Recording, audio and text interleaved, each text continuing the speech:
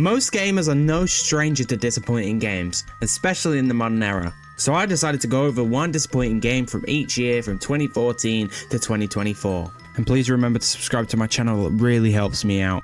2014, Watch Dogs.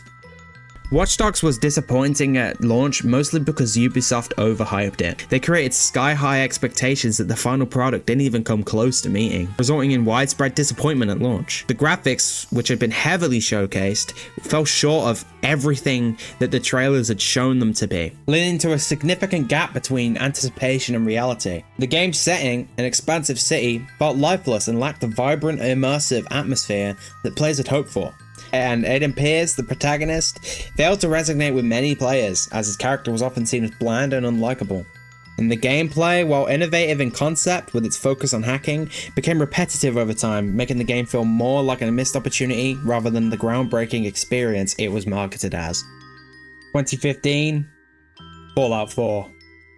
In true Bethesda fashion, Fallout 4 was a buggy mess at launch, filled with game-breaking glitches and frequent crashes that made the game unplayable at times when it was first released in 2015. The game's technical issues were too severe that many players couldn't progress without encountering major problems. Additionally, Fallout 4 divided fans, as a significant portion of the player base felt it was a downgrade from Fallout New Vegas and Fallout 3. The simplified RPG mechanics, lack of meaningful choices, and a more action-orientated focus left many longtime fans disappointed, feeling that the game had strayed too far from what made its predecessors so beloved. 2016, No Man's Sky. No Man's Sky was marketed as a game with no limits, promising endless worlds to explore and infinite possibilities for adventure. The hype surrounding the game built enormous expectations, with players eagerly anticipating the vast universe teeming with unique planets, diverse ecosystems, and rich gameplay experiences. However, upon release, many players felt let down as the game failed to deliver upon so many of its ambitious promises. The procedurally generated worlds, while technically impressive, often felt repetitive and lacked the depth and variety that had been suggested. Additionally, key features that were heavily advertised, such as multiplayer interaction and complex ecosystems, were either missing or underdeveloped at launch, leaving many feeling that the game was incomplete and far less expansive than what we were promised. 2017, Star Wars Battlefront 2. The game relied heavily on loot boxes, which gave random rewards. This system felt unfair because it impacted how well players could do in something that was completely random, even though it was a skill-based game. And you don't need to be a game developer to see where the flaws in that really are. It took a long time to unlock new characters and upgrades, making progress in-game just feel frustratingly low for many players, and probably drive quite a few away as well. And in classic EA fashion, players who spent real money would get an advantage, probably get a stronger character or something like that, and that is just EA number one. But once again, like I said, it's a skill-based game. Why are they doing that? And limited content at launch. When the game was first released, there wasn't enough variety in maps, modes, and characters. This made the game feel repetitive and lacking in value. Also, the character balance was very poor. Some characters, like Darth Vader, were stronger than other characters, even though it was made to be skill-based. When you have all these things in a skill-based game, it does not mix up for something that's going to be good. 2018, Fallout 76. Fallout 76 was introduced as a bold new entry in the Fallout series, offering a multiplayer experience in a post-apocalyptic world. The game promised an expansive, immersive environment where players could team up, explore, and survive together in the wasteland. However, upon release, many players were frustrated with the numerous bugs and glitches that plagued the game, from crashes and freezing to graphical issues that disrupted the experience. The multiplayer aspect, which was meant to be a central feature, fell short as well. Players often found the experience awkward and unbalanced, with issues in teaming up and interacting meaningfully. The story and quests offered little motivation, with many players describing them as bland and uninspiring, failing to provide a compelling reason to explore the vast world. On top of this, the in-game economy and the presence of microtransactions were poorly managed, leading to further frustration. Players were particularly upset by how real-world purchases made an impact in gameplay. Adding to the disappointment, fans were unhappy that Fallout 76 wasn't developed by Bethesda's main team, raising concerns about the game's quality and direction of the overall franchise. 2019, WWE 2K20. There's a lot to say with 2K20. It was highly anticipated. It fell short of expectations because of Ukes. Halfway through the game's development, they decided that they didn't want to do it anymore and they pulled out, leaving half a year to finish this game, you know, and they just didn't have the time or resources to be able to do it.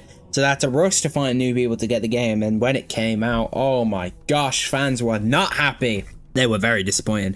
2K19, the game that came out the year before, was widely seen as the best wrestling game under 2K. So to go from that to 2K20, the worst, is insane. Like, everyone was expecting, oh my gosh, this game was so good. 2K20 is going to be amazing, but the career mode was cringe, the games were laggy, the cutscenes would break, everything this game could get wrong, it did. And it was just so frustrating to anyone like me who is a wrestling fan and loves playing each year. 2020, Cyberpunk 2077. When Cyberpunk released, it was full of glitches that ruined immersion for a lot of players. In addition, the console version had extremely low frame rate that completely ruined the game's atmosphere, with IGN rating the console version 4 out of 10. Fans had to wait 7 years after the initial trailer to get a game that wasn't even finished. I mean, these guys were in Bethesda levels of fucked when they released this game, and nothing worked properly. I mean, how do you work on a game for 7 years and have that many glitches and that bad performance on console? 2021, GTA Definitive Edition. Now, I really don't know how they fucked up with this game as badly as they did. All they needed to do was do a box standard remaster, and that would have literally been fine. That would have been fine. Everyone would have loved it, and it would have been something to play while we all waited for GTA 6, which is what they planned. But come on, at least make a game that people want to play. This was supposed to be a game that was remastering some of the best ones, and all it did was tarnish them. It made them worse. Some of the glitches in there are worse than the original version, which one of the points of the remaster is supposed to make it better. The graphics, they looked a little bit upscale, but it still wasn't as good as modern games. And it pretty much just made them look bad. Everyone was hating on this before it even came out. And plus, they made you pay money for this. They didn't give it for free. They didn't go, oh, you know, you guys who paid for the original version, here's it for free. No. They wanted money. That's all they wanted. They wanted money quickly. So they made a half-assed remaster that missed content and was just not faithful to the previous games, you know? It wasn't the Rockstar that we know and love, where they put so much effort into it and it's so good. 2022, Saints Row. Now, this one hurts. As a Saints Row fan for so long, to see a game like this on a tier list like this is just abysmal. I don't know what the developers were thinking when they made this, or what they thought the fans wanted, but it was not what we got, because it was so far from what the fans wanted and still want that it's sad. All they needed to do to revive the Saints Row franchise from what the abysmal shithole that Saints Row 4 was is literally just remaster 2.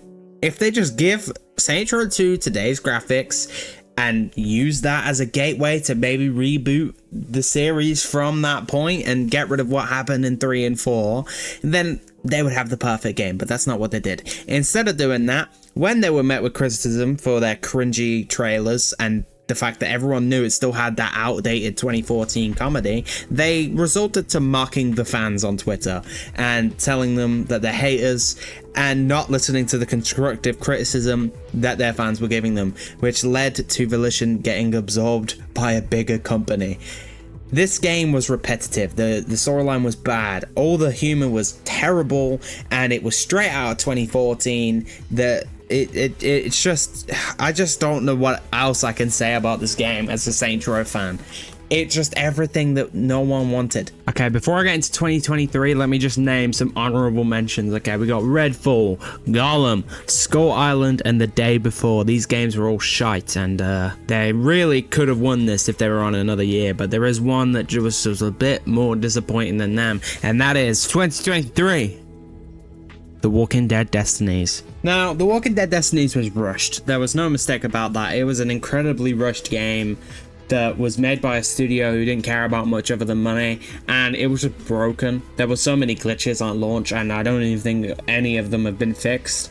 You know, no one liked this game at all. It was just You know, the cutscenes were terrible. They weren't even animated. It was just pictures.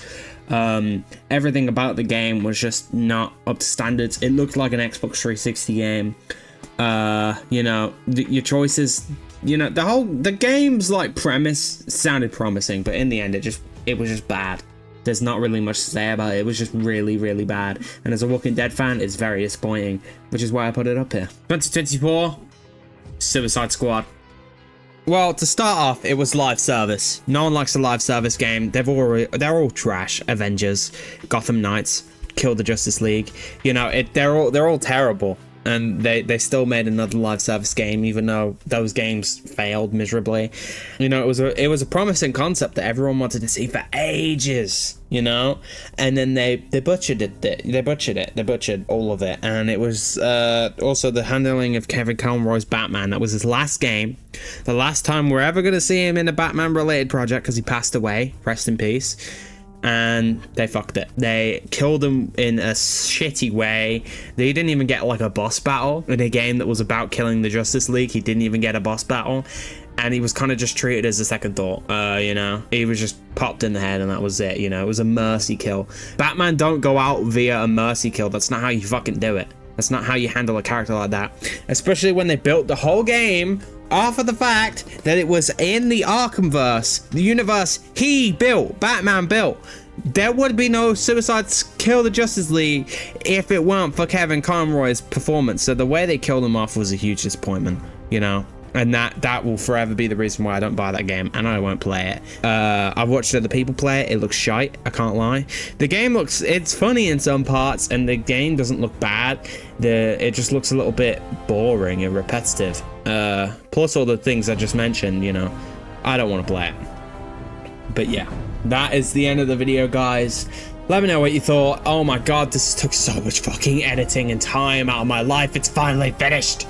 And now we're on to the next project. The future of my channel is going to be these type of videos. Long form, taking a while to edit.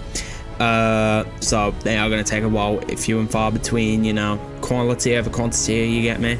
So yeah, I'll see you all later. Let me know what you thought of the video, and peace.